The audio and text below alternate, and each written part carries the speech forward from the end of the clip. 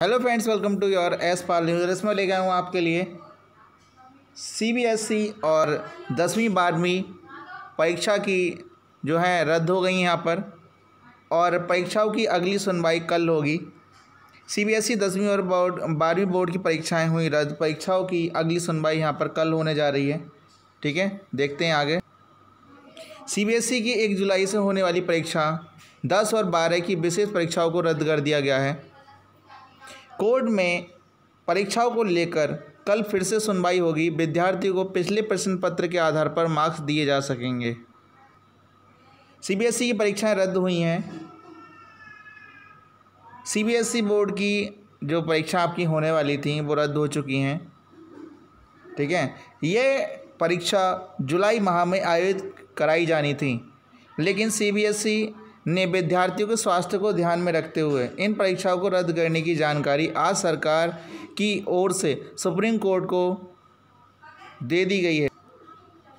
उस बीच supreme court ने सरकार से यह कहा कि विद्यार्थियों को 10वीं और 12वीं परीक्षा और आंतरिक मूल्यांकन के रूप से विकल्प देने पर विचार करें।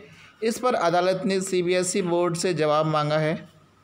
मामले पर कल यानी 26 जून को फिर से सुनवाई होगी।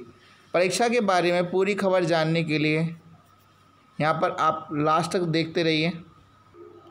बोर्ड का नाम सीबीएसई, सत्र जो है 2019-20 है।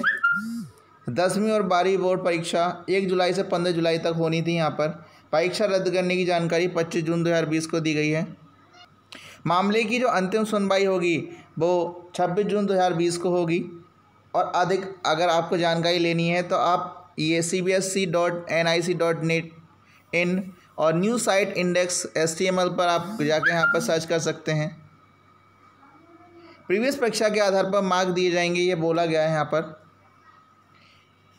सीबीएसई के उच्चतम न्यायालय को बताया है कि छात्रों को उनकी प्रीवियस परीक्षाओं के आधार पर मार्क दिए जाएंगे। यानी अगर किसी कक्षा की 3 से 4 प्रश्न पत्रों की परीक्षाएं हो चुकी हैं तो उनके आधार पर बच्चों को मार्किंग दी जाएगी। लेकिन देखा जाए तो यह तरीका भी सही नहीं है, क्योंकि किसी भी छात्र का कोई मानो एक विषय कमज़ोर हो और उसकी परीक्षा पहले आयोजित हो चुकी हो तो उसको इस प्रक्रिया से नुकसान हो सकता है। इसी के साथ सुप्रीम कोर्ट ने यह जो है कहा कि सीबीएसई और सरकार अगली सुनवाई तक रुख साफ रखे। बिल्कुल अगली सुनवाई जो है 26 जून दिन शुक्रवार मतलब यानी कि कल होगी।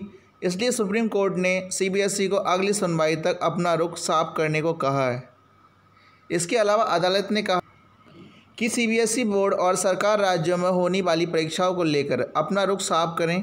इससे